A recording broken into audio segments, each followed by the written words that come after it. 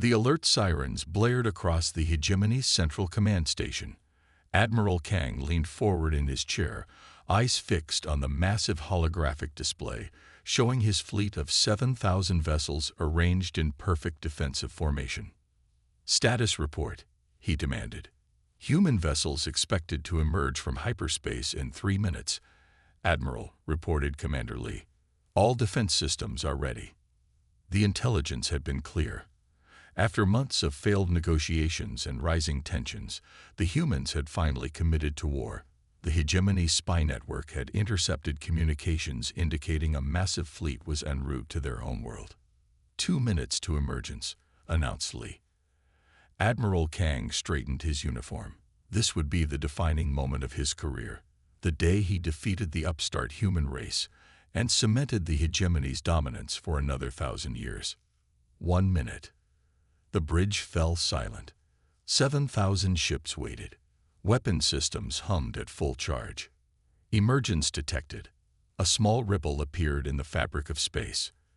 Admiral Kang leaned forward, expecting to see dozens, perhaps hundreds of warships pouring through. Instead, a single vessel emerged. "Where is the rest of their fleet?" Kang demanded. Commander Lee frantically checked her instruments. "There's nothing else, Admiral. Just the one ship."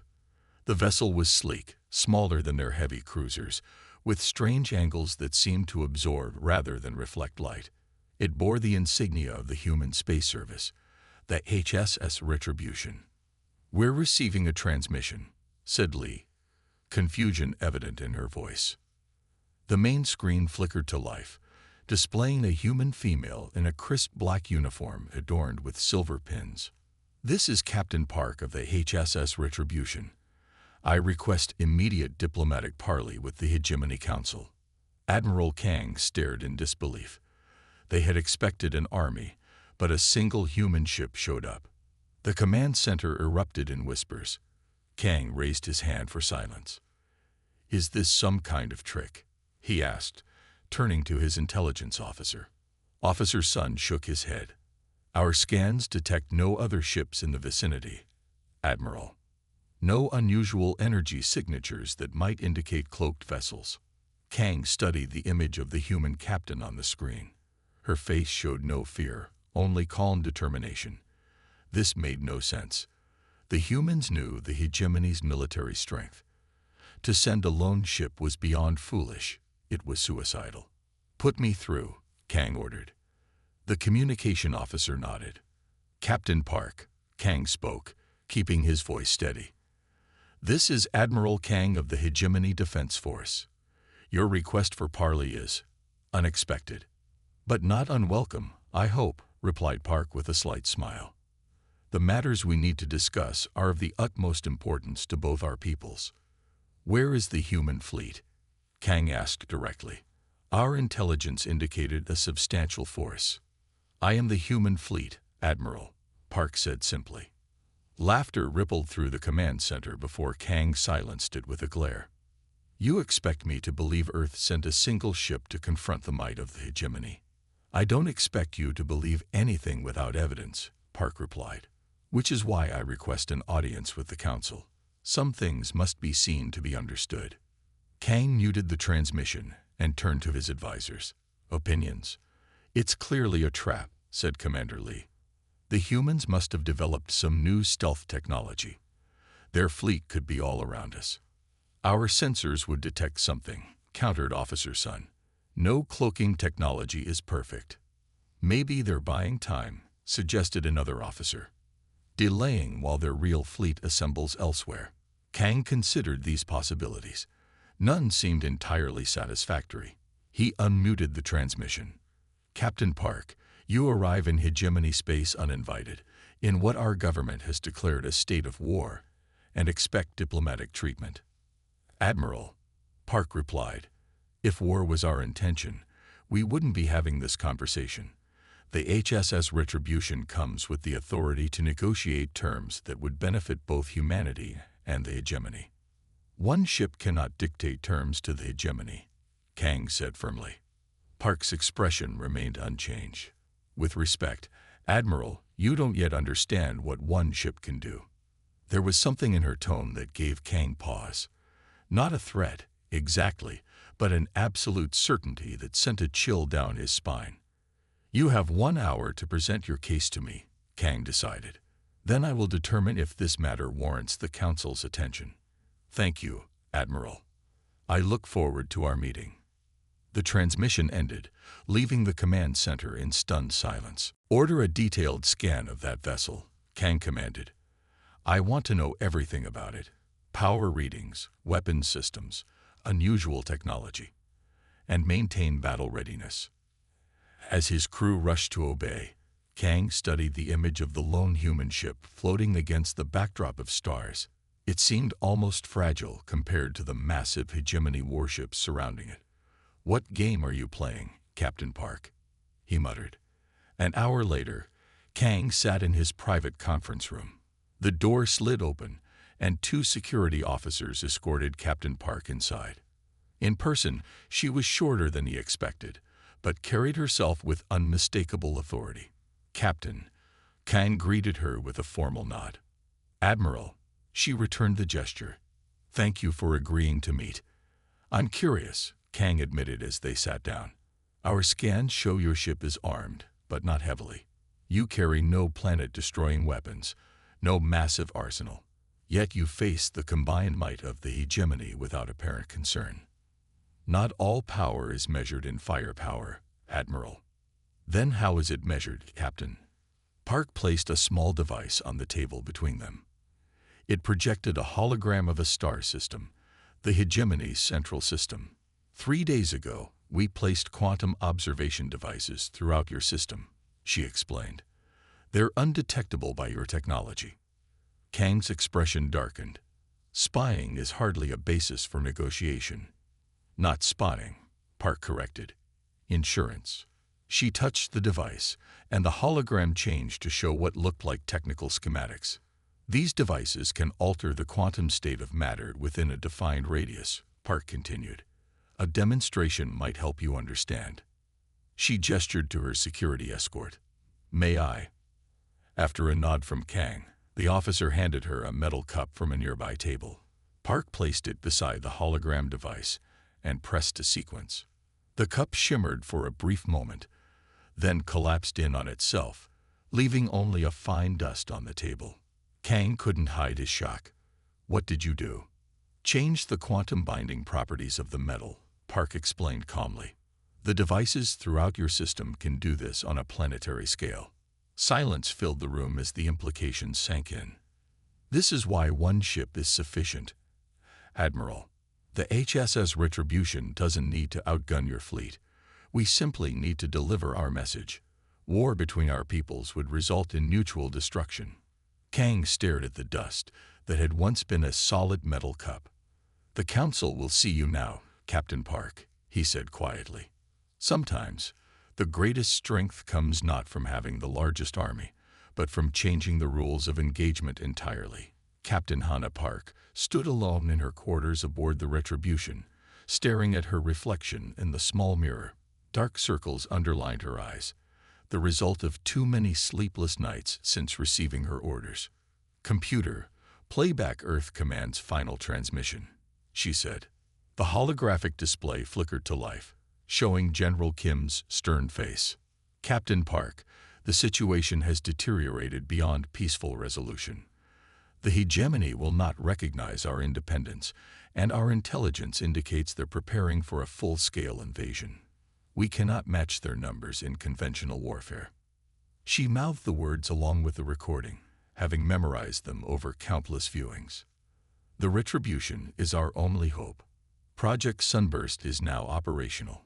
You are to proceed alone to the Hegemony homeworld and convince them that further aggression would be unwise. The message ended as it always did, with the General's grim expression and final words. The fate of humanity rests with you, Captain. Good luck. A soft chime interrupted her thoughts. Captain, the Hegemony representatives have arrived in the communication chamber, announced Lieutenant Han. Park straightened her uniform. Very well. Let's see if they're willing to listen to reason. The communication chamber filled with the holographic projections of 3 Hegemony officials, their tall, spindly forms towering over her. "This is highly irregular," stated the central figure. "I am High Counselor Jin. Explain the meaning of this solitary incursion." "High Counselor," Park replied with a formal bow, "I come representing the United Governments of Earth and her colonies. I'm authorized to negotiate terms that will prevent unnecessary bloodshed." Negotiate. Jin's translator conveyed his incredulity. With one ship, perhaps humans do not understand the concept of war. Captain Park allowed herself a small smile. "I believe it's the Hegemony that has misunderstood. Allow me to clarify our position." After the communication ended, Park returned to her quarters. Her hands trembled slightly as she poured herself a glass of water. The weight of her mission pressed down on her shoulders like a physical burden. Lieutenant Han knocked on her door. "Captain, do you have a moment?" "Enter," she called. Han stepped inside, holding a datapad. At 32, he was 5 years younger than Park, but his eyes held the same weariness. "The Hegemony Council has agreed to formal talks tomorrow," he reported. "They're still scanning us continuously." "Let them scan," Park replied. "They won't find anything they can understand." Han nodded but didn't leave. "The crew is asking questions, Captain. They know we're the only ship, facing thousands. They're wondering if this is a suicide mission." Park finished for him. "Yes." Park turned to look at the small window showing the vast Hegemony fleet surrounding them. "Tell them the truth, Han. Our mission is to prevent a war, not start one. But if we fail—" "I understand," Han said quietly. After he left, Park opened a hidden compartment in her desk. Inside was a small black cube, the control key for Project Sunburst.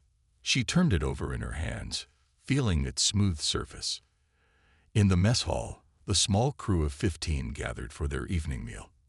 They were an elite group, chosen specifically for this mission. Each was the best in their field, and each had volunteered knowing they might never return. Medical Officer Ba looked up as Han entered. "Any news, Lieutenant?" "Formal talks tomorrow," Han replied, filling his tray.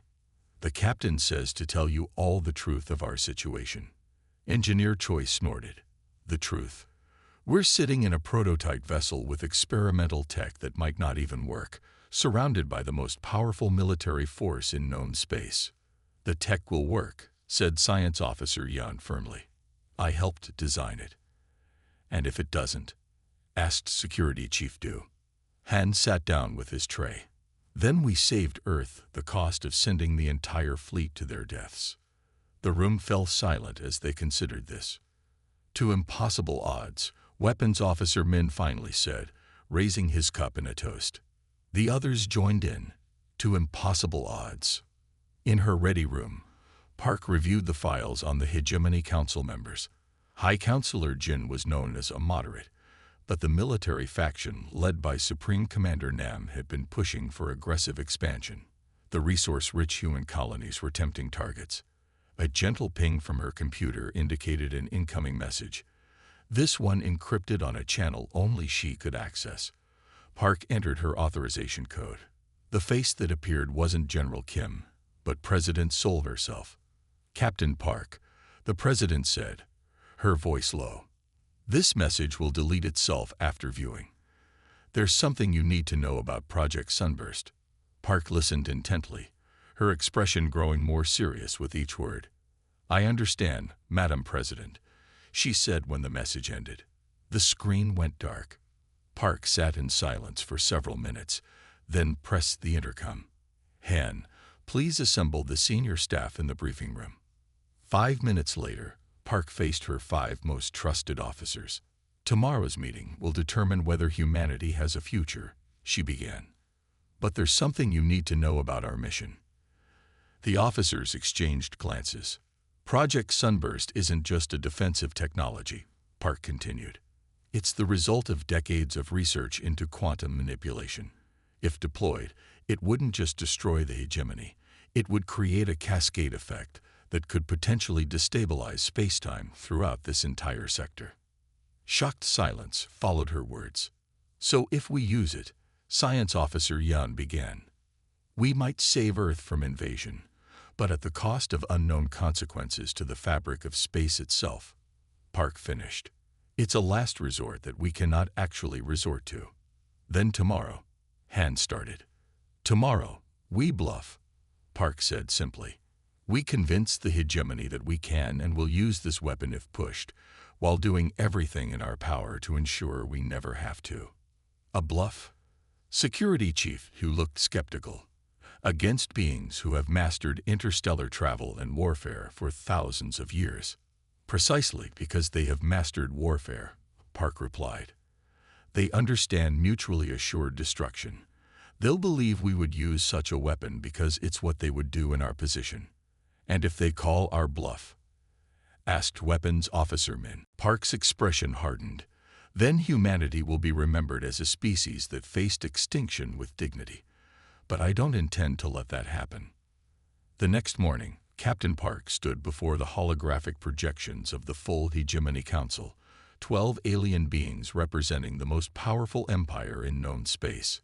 High Counselor Jin spoke first. Captain Park, you claim to speak for all humanity.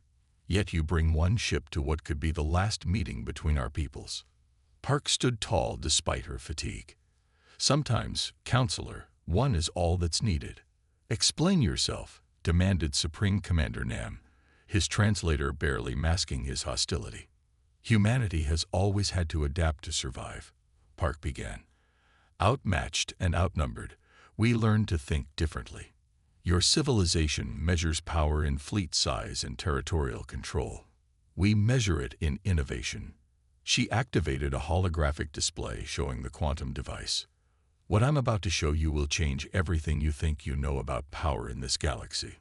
The council members leaned forward, expressions ranging from skepticism to curiosity. In that moment, Hannah Park carried not just the fate of humanity on her shoulders, but perhaps the fate of the galaxy itself. This is absurd, Admiral Kang hissed to his subordinates as they watched the lone human vessel from the bridge of his flagship. They send one ship and expect us to negotiate. The communication console chimed. Captain Park is requesting a demonstration zone in the uninhabited Dovo system, reported Commander Lee. A demonstration? Of what? She wouldn't specify, Admiral. Kang considered for a moment. Very well. Grant her request. Send a surveillance detachment to observe whatever foolishness they plan. 3 hours later, Kang and the Hegemony High Council watched the feed from the Dao system. The Retribution positioned itself near a small, uninhabited moon. What could they possibly? Began Counselor Jin. The transmission briefly distorted. When it cleared, the moon was gone. In its place was a swirling vortex of light and matter that collapsed upon itself in seconds. Silence fell across the command center. Analysis, Kane finally managed. The human vessel deployed some form of device that created a temporary artificial singularity, said Science Officer Yoon, her voice shaking. The gravitational distortion completely consumed the moon before the effect dissipated. The screen flickered as Captain Park's face appeared. The HS of Retribution carries 12 such devices, she stated calmly, each one calibrated to target major hegemony worlds. We call it Project Sunburst. She let the statement hang in the air before continuing. Shall we discuss those terms now? The silence in the command center was absolute. The alien officials stared at the screen, their expressions ranging from shock to disbelief to fear. Supreme Commander Nam was the first to recover. This is a trick, he declared. Some kind of visual deception. Science Officer Yoon shook her head, her fingers moving rapidly over her control panel. The readings are real, Commander. The moon had a mass of approximately 8.3 trillion tons. It's simply gone. High Counselor Jin turned to Admiral Kang. Is this possible? Could one small ship carry such power?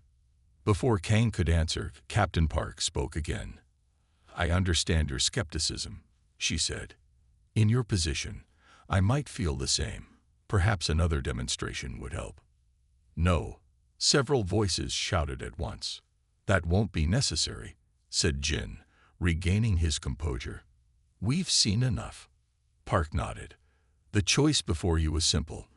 The Hegemony can continue its planned aggression against human worlds, in which case we will be forced to deploy our Sunburst devices, or we can establish new terms for peaceful coexistence. You would destroy yourselves as well, said Nam. Such weapons would create chain reactions affecting nearby systems, including your own. A slight smile appeared on Park's face. We've calculated those risks. Have you? On board the Retribution, Lieutenant Han stood just off camera, watching the exchange. When the transmission ended, he approached Captain Park. They're frightened, he observed. Good, Park replied. Fear can be a powerful motivator for peace. The device worked better than expected, said Science Officer Yun, joining them. The quantum collapse was complete. Not even dust remained. Park nodded. And the other 11 devices? Yun hesitated. Captain, as you know, we only have 3 functional devices. The others are empty shells. The Hegemony doesn't need to know that, Park said quietly.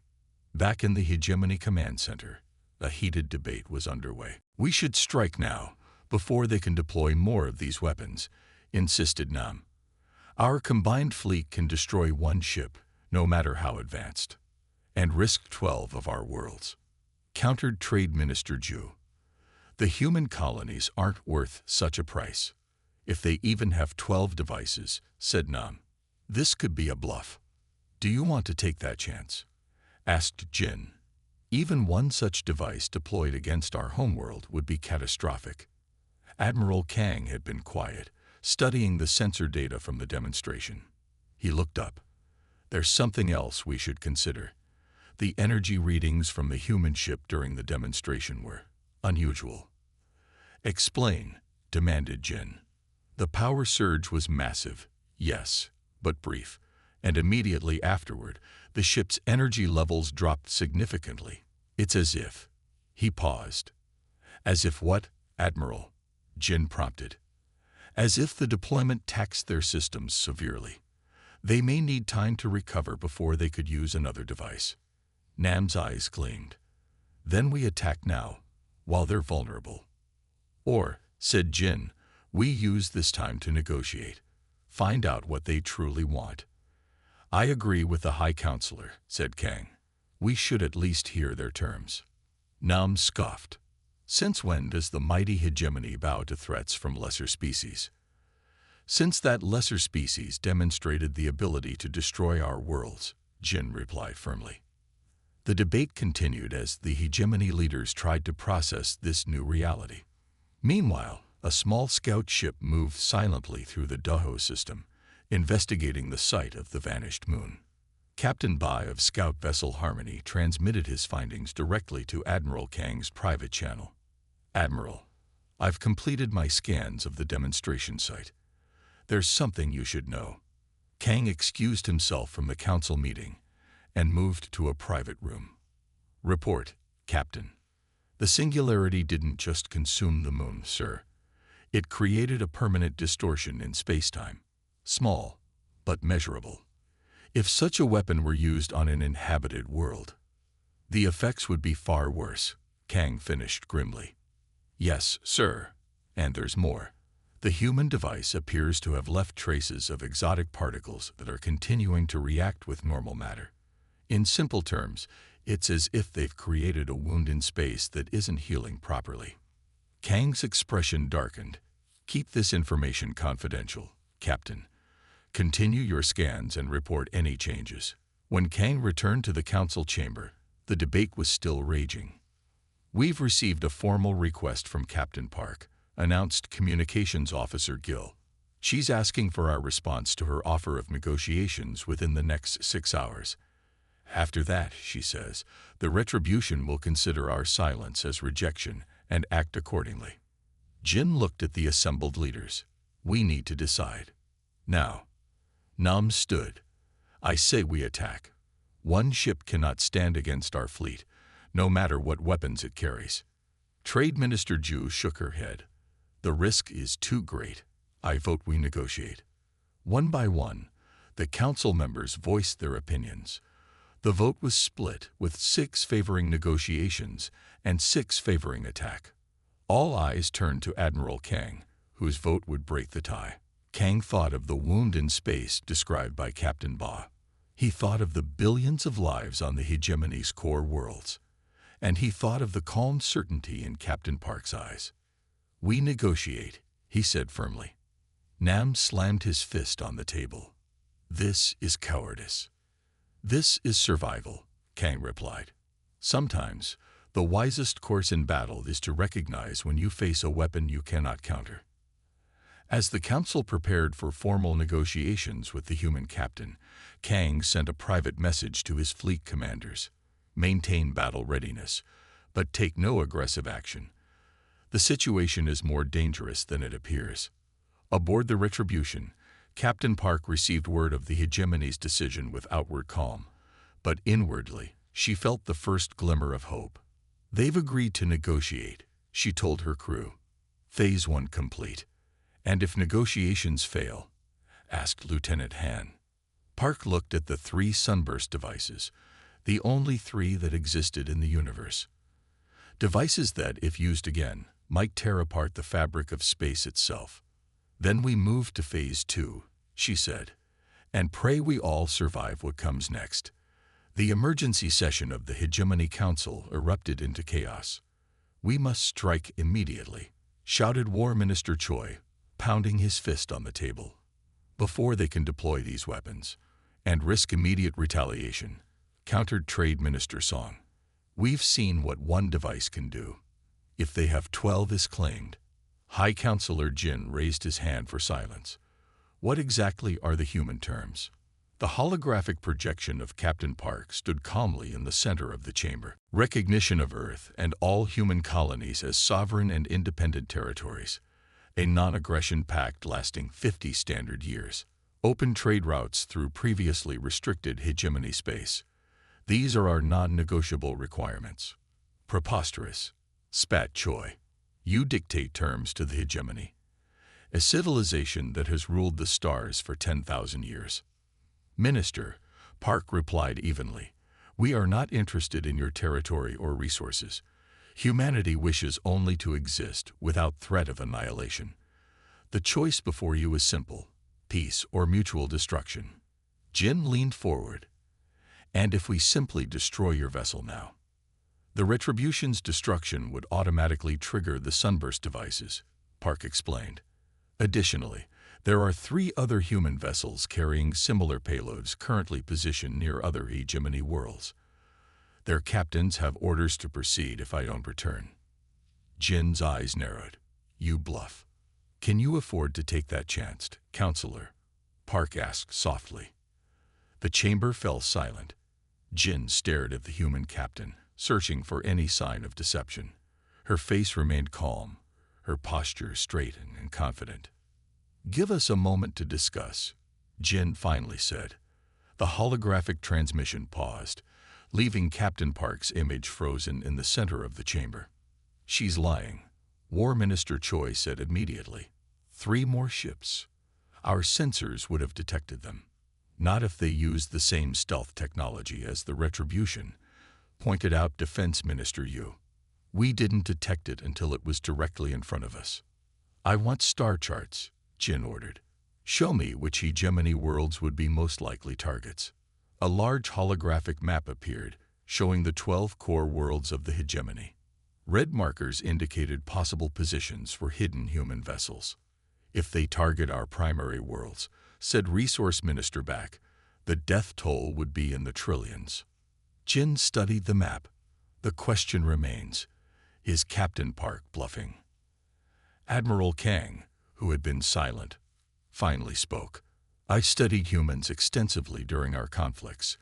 They have a trait we lack. They're willing to sacrifice themselves completely if they believe in their cause. You think they would actually use these weapons? Asked Jin, even knowing it might mean their own destruction. I think, Kang said carefully, That if we push them to the edge of extinction, they will take us with them. Jin considered this. Reopened the channel. Captain Park's image unfroze. Have you reached a decision, Counselor? We need proof of these other vessels you claim exist, Jin demanded. Park nodded. A reasonable request. She looked down as if consulting something off-screen. The HSS Defiance is currently positioned near your colony world Saran. Captain Bai will transmit a coded signal to your outpost there in exactly 5 minutes. Jin motioned to a communications officer who quickly sent instructions to the Saran outpost. And while we wait, Park continued, I should clarify something. Humanity doesn't want war. We never have. Our colonies are peaceful. We mine asteroids and farm waters that you consider worthless. All we ask is to be left alone. Yet you threaten us with destruction, pointed out Minister Choi. Only after learning of your invasion plans, Park replied. Plans that would have resulted in billions of human deaths. Before Choi could respond, the communication officer interrupted. High Counselor, we're receiving a transmission from Saran Outpost. They've detected a signal matching the parameters Captain Park specified. Jin's expression remained neutral, but his fingers tightened around the edge of the table. Very well. Let us discuss your terms in detail, Captain. Park nodded. First, recognition of human sovereignty over all currently established colonies and a buffer zone of 5 light-years around each. 5 light-years is excessive, argued Resource Minister Back. It would cut off access to several mineral-rich systems. Systems you've never used, Park countered. Our surveys show they've been untouched for centuries. 3 light-years, offered Jin. 4, Park replied, with shared mining rights in disputed systems. Jin looked to Back, who nodded reluctantly. Acceptable, Jin said. Continue. Second, a non-aggression pact for 50 standard years, with automatic renewal unless either party gives formal notice. 20 years, said Defense Minister Yu. Technology and circumstances change too quickly for longer commitments. 35 years, Park said, with a review clause every decade. Yu whispered something to Jin, who nodded. We can agree to that. Third, open trade routes through hegemony space, with standard transit fees applied equally to all vessels, human or hegemony. This caused another stir among the council. Trade Minister Song leaned forward. Our differential fee structure is the foundation of our economic system. You ask too much. Your differential fee structure charges human ships 10 times what you charge your own, Park said. It's economic warfare designed to strangle our development. Song started to object, but Jin cut him off. We could establish a new category for human vessels, higher than member worlds but lower than non-aligned species. Park considered this. Acceptable if the rate is no more than twice your internal rate. 3 times, Song insisted. 2.5 times, and we'll agree to purchase transit permits in bulk, payable annually, Park offered. After a quick calculation, Song nodded. Acceptable. Jin looked around the chamber. Are there any other terms, Captain Park? Just one, she said. All hegemony surveillance outposts within 2 light-years of human space will be dismantled. This brought an immediate objection from Security Minister Du. Those outposts are essential to monitoring piracy and smuggling. Those outposts, Park said firmly, have been used to gather military intelligence on our defenses and technology. They are a direct threat to our security. Jin looked to Admiral Kang, who nodded slightly. We will relocate the outposts beyond the 2 light-year boundary, Jin offered, and provide you with their exact coordinates. Park seemed to consider this acceptable, with regular inspections to verify compliance. Jin nodded. Then we have the framework for an agreement. War Minister Choi stood abruptly. This is capitulation. I will not stand by while we surrender to human threats. We are not surrendering, Jin said sharply. We are avoiding a conflict that would benefit neither side. You're being deceived, Choi shouted. These humans are bluffing. I've received intelligence that— Minister Choi. Jin interrupted. You will be silent, or you will be removed. Choi looked around the chamber, seeking support. Finding none, he sat down, his face dark with anger. Jin turned back to Captain Park. We will prepare a formal treaty document incorporating these terms. It will require ratification by our full assembly and what is your governing body called? The United Earth Government, Park supplied. And yes, they will need to ratify it as well. Until then, Jin said, we propose an immediate stand-down of military forces on both sides. Park nodded. Agreed. The Retribution will remain in position as our representative until the treaty is finalized. And the other human ships? Jin asked carefully. They will maintain their positions as well, Park said, but will take no action unless provoked. After finalizing the details, the transmission ended. The council chamber remained silent for several moments. Do you believe her? Defense Minister Yu finally asked Jin. About the treaty? Yes, Jin replied. About the other ships and weapons? I'm not certain. But I believe she's convinced us to act as if they exist, which amounts to the same thing. A bluff within a bluff, mused Admiral Kang. Impressive strategy. As the council members filed out, War Minister Choi lingered behind with Admiral Kang. This isn't over, Choi said quietly. The humans must be hiding something. No species would risk everything on one ship. Perhaps, Kang replied. That's precisely why their gambit worked. Sometimes the most unbelievable strategy is the most effective. Aboard the Retribution, Captain Park collapsed into her chair once the transmission ended. Did they buy it? Lieutenant Han asked anxiously. Park ran a hand through her hair. I think so, but we're not safe yet. And the signal to Seran outpost? Asked Science Officer Yun. Timed perfectly, Park said with a small smile. Your remote probe worked exactly as planned. So we've bought time, Han said. But what happens when they discover there are no other ships? When they realize we only had 3 Sunburst devices, not 12. Park looked at him steadily. By then, the treaty will be signed, and history will remember this as the day one ship saved humanity without firing a single shot. But as she turned to look out at the vast Hegemony fleet still surrounding them, she wondered if they would all live long enough to see that day arrive. 23 hours into the negotiations, proximity alarms blared throughout the Retribution. Captain, Lieutenant Han called out, 3 Hegemony destroyers have broken formation and are approaching with weapons hot. Captain Park's expression remained unchanged. Defensive systems only. No countermeasures. The bridge crew exchanged worried glances but followed orders. The first salvo of Hegemony weapons fire struck the Retribution's shields, which flared brilliant blue but held steady. Sir, reported Han, their weapons are having no effect. Shield integrity at 98%. Park opened a channel. Admiral Kang, control your forces or I will consider this an act of war.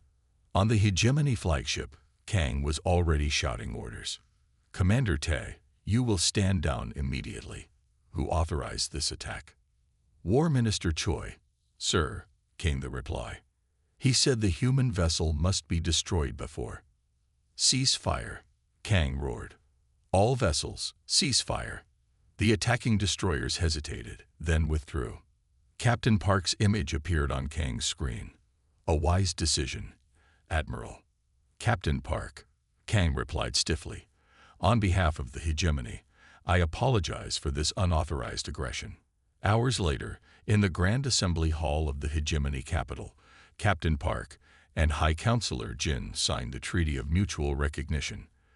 The document granted humanity everything they had requested: sovereignty, security, and open trade routes. As Park prepared to return to her ship, Jin approached her privately. You risked much coming here alone, Captain, he observed. Park met his gaze steadily. Sometimes one must risk everything to avoid losing everything. Indeed. Jin paused. Our intelligence suggests the Retribution is the only vessel of its kind. That your Project Sunburst was a desperate gamble with your sole prototype. Park's expression revealed nothing. History will record only what happened, Counselor. That they expected an army, but a single human ship showed up. Back aboard the Retribution, as they prepared for the journey home, Lieutenant Han approached his captain. "Do you think they'll honor the treaty?" he asked. Captain Park looked out at the stars. "They will. They've seen what humanity is capable of when cornered." She didn't add what only she and a handful of others knew, that the Retribution's weapon systems had been operating at minimal capacity, that the other 3 ships didn't exist, and that Project Sunburst's success had been beyond their wildest hopes. Sometimes, the appearance of strength was more important than strength itself. "Set course for Earth, Lieutenant," she said. "We're going home." In the aftermath of the attack, War Minister Choi was placed under house arrest. Admiral Kang personally escorted him from the council chambers. "You've committed an act of treason," Kang said coldly. "You nearly started a war that could have destroyed us all." "I was trying to save us," Choi insisted. "The humans were bluffing. I'm certain of it." "We'll never know," replied Kang. "And that uncertainty is precisely why your actions were so dangerous." As security officers led Choi away, High Counselor Jin joined Kang in the empty corridor. "Do you think he was right?" Jin asked quietly. "About the humans bluffing?" Kang considered for a moment. "Does it matter? Their technology is real. That moon is still gone. Whether they had 3 ships or 300, the risk was too great." "True," Jin agreed. "But I wonder about Captain Park. There was something in her eyes when she signed the treaty. A relief that seemed excessive for someone holding all the power." "A skilled negotiator," Kang suggested. "Perhaps." Jin wasn't convinced. "I'd ask our science division to continue studying the remains of that moon. There may be more to learn about this Project Sunburst." On the journey back to Earth, the crew of the Retribution celebrated their success. The small mess hall was filled with laughter and stories of home. To Captain Park, Science Officer Yan said, raising a cup, "Who bluffed the mighty Hegemony into peace?" "It wasn't entirely a bluff," Park reminded them with a small smile. "The Sunburst device worked exactly as designed." "Yes, but they think we have 12 more," said Engineer Choi, grinning, "and 3 Phantom ships ready to deploy them." "Speaking of which," said Lieutenant Han, "how did you know they'd detect that signal near Saran? The probe was so small." "I didn't," Park admitted, "but I knew they'd be looking very hard for any sign of confirmation. Sometimes people find what they're desperately searching for, even when it's barely there." Later, alone in her quarters, Park recorded her official mission log. "Final entry," she began. "The Treaty of Mutual Recognition has been signed. Humanity has secured its independence without the full-scale war Earth Command feared. The Retribution is returning home with all crew members safe and the remaining Sunburst devices intact." She paused, considering her next words carefully. "I must note for the record my belief that the Hegemony Council suspects our deception, particularly regarding the existence of additional human vessels. However, the demonstration of the Sunburst technology was sufficient to convince them that the cost of war would be too high, regardless of our actual numbers." Park closed her eyes briefly before continuing. "I also believe War Minister Choi's unauthorized attack was a calculated test of our capabilities. The ease with which the Retribution's shields repelled their weapons may have inadvertently reinforced our position of strength." She looked out at the stars streaking past her window. "The treaty will hold, not because of trust, but because of fear. And perhaps in time, fear will give way to respect, and respect to genuine peace. This is Captain Hannah Park of the HSS Retribution, completing mission single ship." 2 weeks later, the Retribution approached Earth. The small bridge crew fell silent as the blue planet came into view. "Open a channel to Earth Command," Park ordered. General Kim's face appeared on screen. "Captain Park, the President is waiting to speak with you, but first, did they believe you?" Park smiled. They believed enough, General. And the Sunburst device. It worked perfectly, perhaps too perfectly. Initial readings suggest the quantum disruption is still spreading at the test site. Science Officer Yan recommends no further tests. Kim nodded grimly. Understood. The President will want a full briefing, including everything you learned about hegemony defenses while in their space. Of course, Park replied. But there's something more important that they should know. What's that, Captain? The hegemony isn't evil, just afraid. They've ruled without challenge for so long that our mere existence threatens them. Understanding that fear was the key to our success. Kim considered this. You sound almost sympathetic. Not sympathetic, Park corrected. Realistic. If we're to maintain this peace, we need to understand our neighbors as well as our weapons. As the Retribution entered Earth orbit, Park stood at the viewport watching her homeworld grow larger. The mission had succeeded beyond anyone's expectations. One ship had accomplished what an entire fleet might have failed to do. But as relief washed over her, Park couldn't help wondering what would happen when the truth eventually came out. Would the peace hold when the hegemony discovered just how completely they'd been deceived? That was tomorrow's problem. Today, they had won peace with a bluff, a prototype, and courage. And sometimes, that was enough. The ENDs,